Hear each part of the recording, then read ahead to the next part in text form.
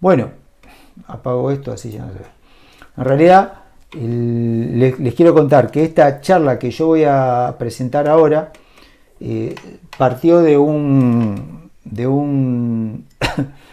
una charla virtual que yo recibí por mi Federación Argentina de Cardiología, que es este logo que está acá. Ven, este logo que está acá es de nuestra federación. Yo presido la federación local de esta federación, que es la Sociedad de Cardiología de la Sierra, que pertenece a esto que es la Federación Argentina de Cardiología. Y todo el material que está acá es lo que yo saqué. Gran parte del material es tomado de las clases de estos tres profesionales que están acá. A ver si uno es Guillermo Docena, el otro es Marcelo Choi y Evelyn Re. El primero es un investigador CONICET en ciencias que tiene que ver con esto de creo que es CONICET, pero es un gran investigador en el área de lo que es microbiota, todo lo que es la vida del intestino y una serie de cosas. Marcelo Choi es un especialista en hipertensión arterial que también está estudiando el tema, y Evelyn Re es alguien que está en hipertensión arterial sobre calidad de vida. Acá tenemos, lo que le pido es si pueden mutearse, salvo que me quieran hacer una pregunta, así por las dudas que aparezca algún ruido, no se interpone en el sonido. Entonces, primera cosa es que todo el material que está acá no es un material que yo preparé exclusivamente. Hay muchas cosas que sí. ¿Cómo? Sí, sí. En YouTube también. ¿No está? A ver. A ver, perdón un segundo que voy a revisar si en YouTube está saliendo, porque supuestamente... Yo lo estaba chequeando eso, Luis, y no está en vivo. Acá dice en vivo y en transmisión, así que está 4 minutos 15. Así que bueno, seguimos, no importa. Sí, sí, está lanzado. ¿Cómo? En el canal, está en el canal en vivo.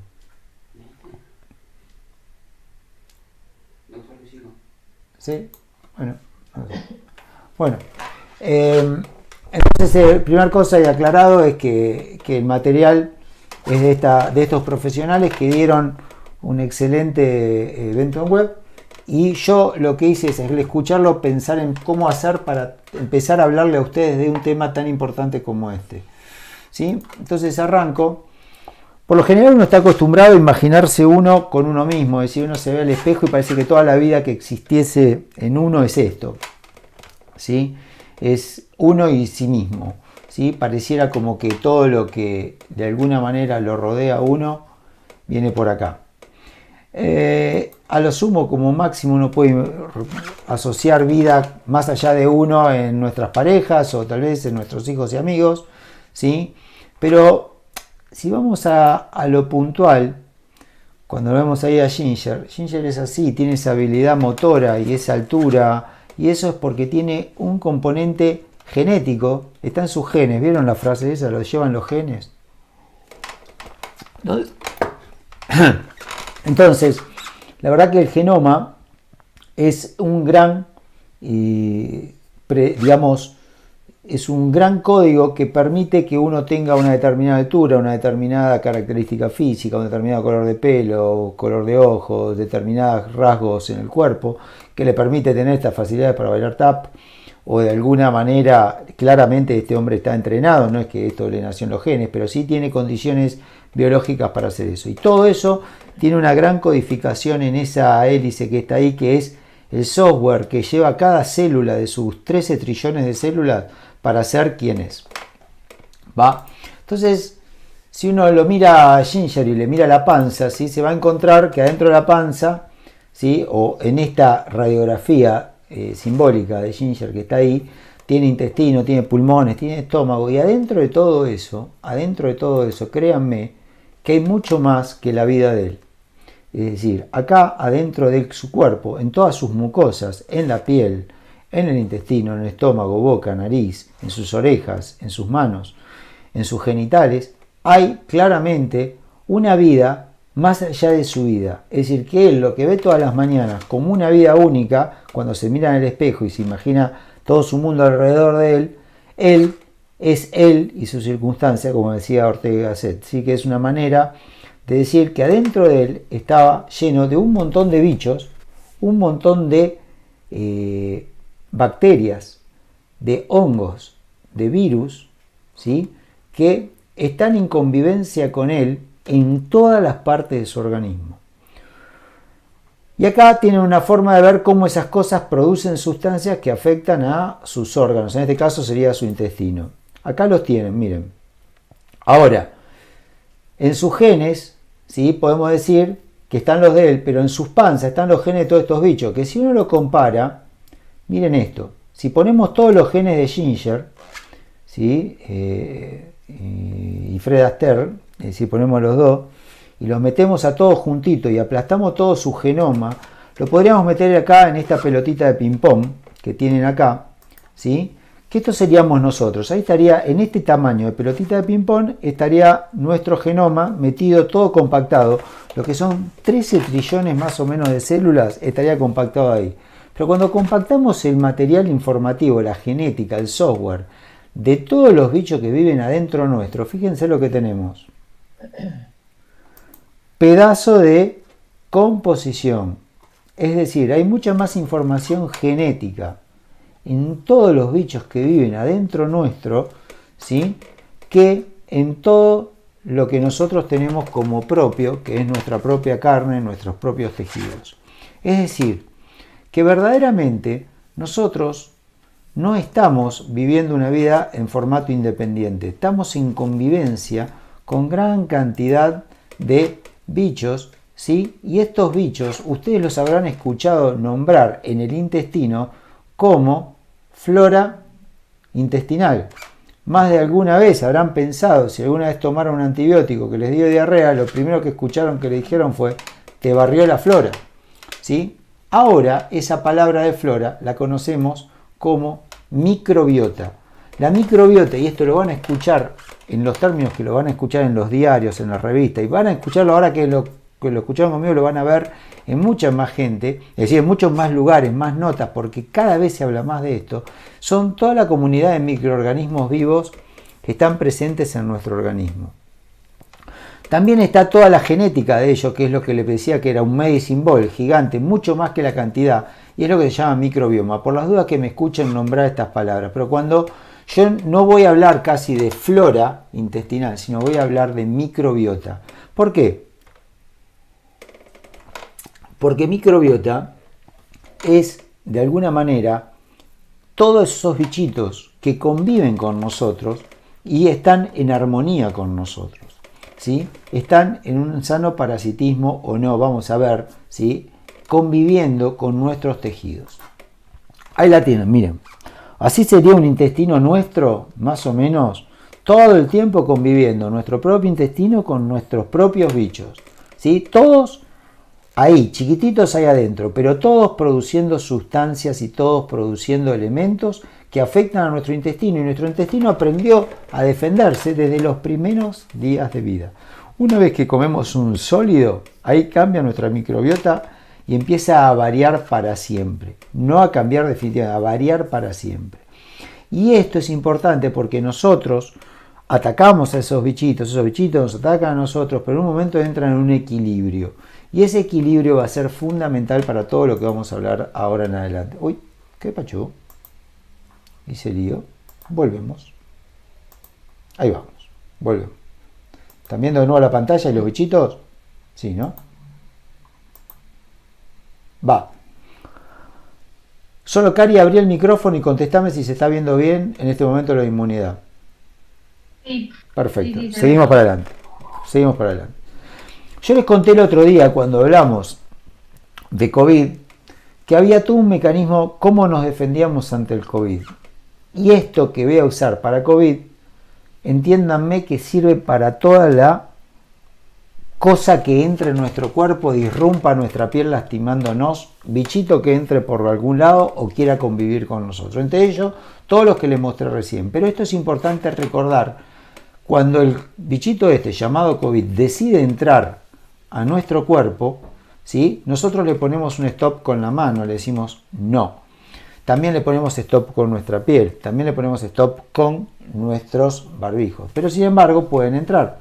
Si entraban, yo les conté que una vez que entran, ¿sí? Producen una respuesta dentro del organismo, que el organismo se quiere defender y empieza a fabricar ante el contacto con un extraño, y ahora dejemos de hablar de COVID, ya hablamos de cualquier extraño que entra al organismo, primero ataca una inmunidad que es inespecífica, que no está hecha para ningún germen en especial, es una serie de sustancias químicas que tratan de atacar de alguna manera a esos gérmenes, y se llama inmunidad innata, es una inmunidad inespecífica y que dispara una serie de sustancias que estaban ahí escritas como citoquinas proinflamatorias, que podían generar en algunos aspectos respuestas exageradas y eso era perjudicial y lo habíamos visto en este caso con el COVID. Yo le había dicho que este bichito que está acá, que es el COVID, podía producir muchas cosas, pero una de las cosas que podía producir es una respuesta de este tipo, una hiperinflamación inmunopatológica, una respuesta exagerada que terminaba perjudicando al corazón. ¿Se acuerda que agrandaba y lastimaba el corazón? De hecho,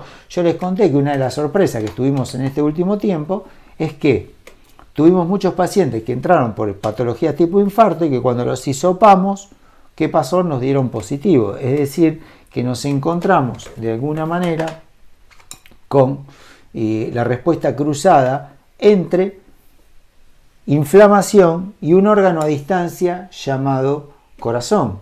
Bien, ya les había anunciado que podía haber en nuestro organismo, producto de una agresión o de un intercambio entre un germen y nuestro cuerpo, una respuesta que se puede ir por la sangre y que llegar a otro órgano y manifestarse en la distancia. Bien, volvemos a este punto. Entonces, esta microbiota, ¿sí?, cuando está en armonía, cuando está equilibrada en sus cantidades de gérmenes en relación con nosotros, cuando lo que produce es bien tolerado por nosotros y entramos en equilibrio, ¿sí?, eso se habla de una microbiota más saludable, sana, ¿sí? Y créanme que eso va a estar muy, pero muy influenciado por esto, por el tipo de nutrición, por el tipo de estilo de vida que nosotros generemos. Y este empieza a ser un primer concepto. Quiere decir que los bichos que viven en nuestro cuerpo tienen una relación directa con nuestra forma de vivir, entendiéndose por nuestra forma de vivir, nuestra forma de comer, de elegir nuestros alimentos en cantidades y en calidades, y nuestra forma de llevar la vida por fuera de lo que es nutricional, sino que es actividad física y conceptos de calidad de vida en general. Ese concepto de microbiota saludable no va a ser menor porque va a tener una relación directa con lo que vimos recién de las respuestas a la distancia. Observen esto que interesante, el 75% de los alimentos que se comen a nivel mundial están hechos nada más que con 12 plantas y con 5 animales. Es decir, que nos estamos perdiendo una gran variedad, tenemos como segmentado lo que comemos basado a la costumbre y basado a lo que nos inducen a que comamos. Es decir, que 75% de lo que come el mundo proviene del mismo lado. 12 plantitas y 5 animales. Concepto interesante porque tal vez nos estamos perdiendo una gran variedad de alimentos que van a ser fundamentales al momento de terminar esta charla. Bueno, acá viene un punto interesante, difícil de explicar, pero lo vamos a intentar más o menos aclarar. Cada pedacito de nuestro organismo tiene una microbiota, y ya ven que hablo de microbiota, no una flora, una microbiota específica. Tiene o más caracoles, o más babosas, o más lombrices, o más bicho bolita, o más hormigas. Eso va a vivir en armonía. Y podemos decir que cada sector de nuestro cuerpo, boca, garganta, esófago, estómago, intestino grueso, intestino delgado, partes de un lado, parte del otro, van a convivir entre estos caracoles, babosas. Va a haber lo mismo, pero en distintas cantidades, predominante una y en otra. El equilibrio va a hacer que nuestro jardín se vea como un jardín armónico o como un desastre. Si a ustedes se les escapa las babosas y los caracoles sobre un jardín con plantas de hoja, claramente se quedan con los cabitos. Y así sucesivamente. Las lombrices van a darle oxígeno a ese suelo y van a tener plantas mejores, pero van a necesitar tener cantidades equilibradas de los otros. En el intestino, las babosas, los caracoles y las hormigas se llaman con todos esos nombres que están ahí difíciles. Los más comunes y esto, Cari, te cuento, esto los vas a escuchar nombrar mucho y en el futuro, son los bacteroidetes y los firmicutes. Esos son los más comunes de encontrar, pero hay, de todos estos que están ahí, cada uno constituye un equilibrio en cada parte del organismo. Fíjense que cada pedacito del jardín tiene un equilibrio de animalitos que conviven. Estos son los más conocidos. Créanme que hay miles que todavía no sabemos ni de qué se trata. Entonces, ¿qué pasa cuando este equilibrio que mostraba antes, los bichitos que viven en el jardín llamado intestino o de cualquier otro órgano, se le rompe el equilibrio? Entramos en un proceso que llamamos disbiosis. La disbiosis es la pérdida de un equilibrio saludable entre nosotros y los bichitos que nos conviven. Esto era lo que ustedes era muy común de ver en un intestino después de tomar antibióticos mucho tiempo, que les daba diarrea. Cuando afectaban la cantidad y la calidad de los elementos de los bichitos que estaban en las proporciones adecuadas antes del antibiótico, ustedes lo atacaban con un antibiótico matando a uno o a otro, alteraban ese equilibrio y entraban en disbiosis. Entonces era común que les digan: tomá yogur porque tenés que recuperar la flora, porque sabía que en el yogur iban elementos vivos que iban a recuperar esa microbiota que había entrado en disbiosis para ir a una microbiota saludable. Eso lo recuperaban después de un tiempo largo de haber salido de los antibióticos y con un cambio de orden nutricional. Con lo cual ya empezamos a ver como un agente externo afectando los tipos de bichos que viven ahí van a repercutir que en ese órgano funcione mal. Pero yo les mostré esto. Yo les mostré que una respuesta que está nacida en un lugar puede dañar en otro. Entonces bien podría que una respuesta que está alterada acá en el intestino pueda repercutir en otro órgano. Y acá vienen conceptos sumamente interesantes. Las floras, como dijimos antes, las microbiotas de los distintos tejidos están relacionadas entre sí, aunque creamos que el intestino y el corazón no tienen ningún tipo de relación. Cualquier microbiota conviviente en una parte de la economía puede estar influenciada por lo que le pase a otra microbiota. Y este es un punto fundamental. Principalmente lo que está acá en el intestino afectando a lo que está acá en el corazón o a lo que está acá en el cerebro. Ya que, de alguna manera, cuando uno piensa en lo que les dije antes del COVID, que era esto, si yo, tirando por una inflamación pulmonar o de un germen que está ahí dando vuelta, pude tirar a la sangre algo que agrandó al corazón y lo lastimó, bien puedo hacer algo acá en el intestino que repercuta sobre los otros órganos. Entonces acá viene un primer concepto. Mientras el genoma, que era lo de la pelotita de tenis que empezamos de Ginger y Fred Astaire al principio, que cuando el genoma uno tiene que depender de lo que le tocó en gracia por papá o por mamá o por las familias de nuestros antecesores, el microbioma, la microbiota, se modifica. Y acá viene uno de los puntos tremendamente importantes. De acuerdo a lo que le dé de comer a un humano, yo puedo cambiar la microbiota de un intestino. De acuerdo a lo que le haga a una microbiota de un lugar del cuerpo, le puedo generar una respuesta a otra parte del organismo, para bien o para mal. Conociendo este detalle, por eso creo que es el futuro de la prevención de las enfermedades cardiometabólicas, podemos entender el valor que tiene trabajar el mundo de la nutrición con el mundo de la medicina, ¿sí? Con el mundo de la actividad física. Observen este experimento, escúchenlo bien porque es fantástico. Ese ratón que está ahí, le hacen comer una dieta alta en grasas, ¿sí? El que conoce lo que es el paté de foie, es lo mismo que le hacen al ganso, que le dan de comer comidas grasas, para que el hígado se le transforme en un hígado grasoso, se llama hígado graso, con esteatosis hepática, dañado por cantidad de grasa que se le acumula, tanto como cuando uno le da alcohol al alcohólico crónico, que se daña el hígado. Bueno, con una dieta grasa, este ratón hace una disbiosis del intestino, hace una alteración de la microbiota que lo lleva a transformar a su hígado en un hígado desastroso, graso totalmente. Ahora miren qué pasa con esto. Ahí lo tienen al hígado, como se le hace de sano a graso. ¿Todo por qué? Porque el experimentador, el médico, el biólogo, le dio de comer grasa saturada, grasa. El ratón comió, enfermó el hígado casi al punto de su muerte. Ahora, observen este detalle. Agarraron la microbiota del intestino de este ratón enfermo, lo que le había hecho la comida al intestino de ese ratón, que era sano al principio y lo enfermó la nutrición que le dieron, y se la trasplantaron a un ratoncito sano.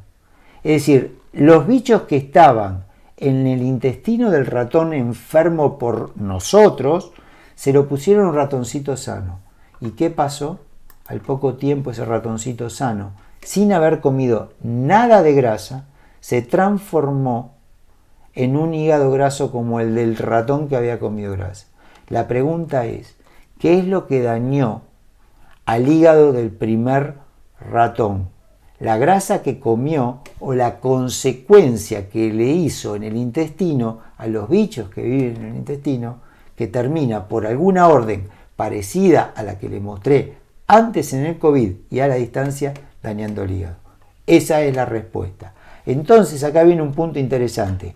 Uno puede agarrar las células enfermas de la materia fecal de ese ratón, ponerla en el intestino de otro ratón y transformar a un ratón sano en un ratón enfermo sin que coma nada de grasa, solo por tener la consecuencia intestinal de una mala dieta de ese primo que le sacaron, ¿sí?, la consecuencia de un experimento. Entonces, acá viene un concepto que es fundamental. El microbioma lo podemos pasar de sano a enfermo y lo llamamos disbiosis. Pero le voy a mostrar esto. Estas son todas enfermedades que alteran a la microbiota de alguna manera, desde, por ejemplo, lo intestinal o de algún órgano, y terminan dando como consecuencia una enfermedad que para ustedes es más que conocida. La obesidad es lo mismo que estábamos hablando recién con el ratón. Es una enfermedad donde un tejido tiene una microbiota, que es la grasa, que cuando entra en un estado de estiramiento empieza a liberar sustancias que liberan a la sangre órdenes que afectan a otros órganos. La diabetes tiene inflamación, la alergia tiene inflamación, el cáncer de colon tiene inflamación, la enfermedad cardiovascular, ya le mostré recién como el COVID, por convivir en una respuesta inflamatoria, termina manifestando en una placa, haciendo que un infarto aparezca en alguien que no sabía que tenía COVID. La enfermedad cardiovascular es esto, no solo en el corazón, sino que afecta también al cerebro, como también parece afectar a las cuestiones cognitivas en los pacientes que tienen deterioro, ¿sí?, de su... Me avisa que tenemos 10 minutos. Volvemos, se me salió de nuevo. A ver. Perdón que me sacó, vamos de nuevo a mi Zoom. Ahí vas, perfecto. ¿Dónde estás? Díganme ahora si se ve de nuevo la presentación. ¿Estamos en la presentación, Cari? ¿Está sí, bien? Perfecto. Nunca se fue igual, ¿eh? Ah, bueno, a mí se me corrió la pantalla, por eso. Bien. Volvemos. Entonces, ¿el concepto cuál es? Una alteración del intestino de nosotros puede generar una respuesta que termine afectando a múltiples órganos de nuestro cuerpo. Entonces, acá viene algo que es muy interesante. Si yo pude, con el intestino roto por la dieta que le di a un ratón, sacarle el intestino, las células de su intestino que está cambiado, no roto, disbiótico, que le saqué la armonía que tenía y se la puse a un ratoncito sano y lo enfermé, ¿qué pasa si agarro las células del intestino sano de un ratoncito que esté bien y se la pongo a un ratoncito enfermo? Empiezo a generar elementos curativos por cambiarle la microbiota enferma a un paciente. puedo mejorarle una enfermedad. Y ahí empezamos a tener el concepto del trasplante de microbiota intestinal a pacientes con enfermedades inflamatorias del intestino que mejoran cuando uno le transporta toda esa paquete de células que vienen de un intestino que está saludable y empieza a curar. Es decir, que el trasplante de la microbiota de un intestino sano a un intestino enfermo puede ser el principio curativo de nuevas enfermedades. Entonces, ¿qué es lo que nos dice? Que el objetivo inverso: se puede trasplantar microbiota más saludable a una más enferma con un resultado muy efectivo. Y hoy eso ya es un hecho.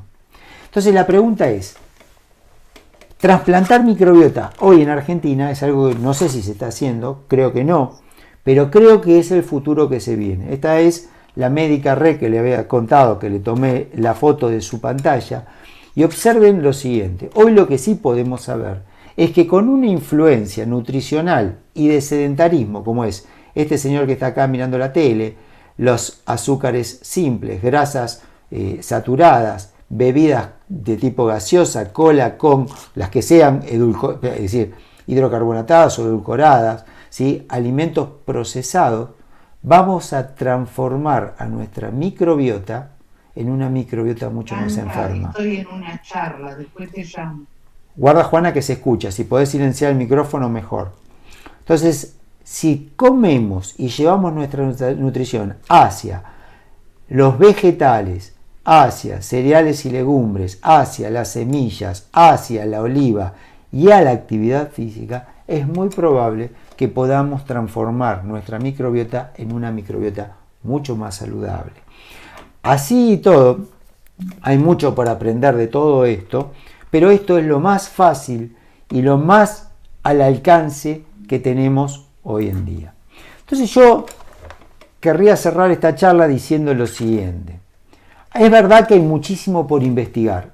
Hoy en Argentina hay muy poco para investigar desde el punto de vista de meternos a analizar las células, porque hay tecnología muy cara que se hace en otros lugares del mundo y que se puede mandar para los investigadores. Escuché que ellos dicen que pueden mandar al exterior para evaluar microbiotas de determinados pacientes con fines investigacionales o con fines de alguna manera de mejoramiento por alguna enfermedad.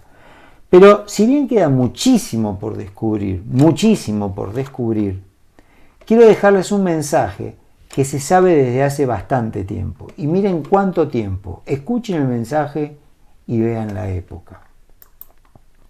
El mensaje dice: todas las enfermedades comienzan en el intestino. Y dice que nuestro alimento debería ser nuestra medicina y que nuestra medicina sea nuestro alimento. Esto lo dijo Hipócrates 460 años antes de Cristo. Es decir, él, con una visión observacional pura, porque no tendría mucho más, entendió que con un proyecto de estabilización de un intestino a través de la nutrición, sabía que podía frenar un montón de enfermedades que se manifestaban en otros órganos y que no dependían exclusivamente del daño de ese órgano per se por la agresión a ese órgano, sino era un efecto a distancia que partía de un órgano llamado intestino. Con lo cual, fíjense qué viejo concepto, qué vigente, y todo lo que tenemos que avanzar para determinar o poder darle luz a lo que él ya vislumbraba con una cuestión observacional, de que todo lo que estuviese entrando a nuestro intestino y conviviendo con nuestra microbiota iba a ser responsable de manifestaciones a distancias como son la hipertensión, la diabetes, que una placa de colesterol se rompa o no. Y acá viene un punto. Se han dado dietas muy grasas a intestinos humanos y se han producido cambios en la estructura del intestino que han llevado a que pasen a sangre elementos del intestino que después hemos encontrado en fragmentitos adentro de una placa de colesterol de alguna coronaria que terminó siendo un infarto posterior. Con lo cual, más que nunca podemos decir que nuestro alimento, agrego lo siguiente, que va a optimizar tu microbiota, sea, ¿sí?, tu medicamento. Y que cuando estés en la enfermedad consideres que la nutrición puede ser la base de tu sanación al futuro. Este mismo hombre fue el que dijo que si le dábamos la suficiente cantidad de actividad física a una persona, la suficiente para sacarlo del sedentarismo, la suficiente para activarlo, pero no tanto como para lastimarlo, seguramente iba a ser una persona mucho más sana.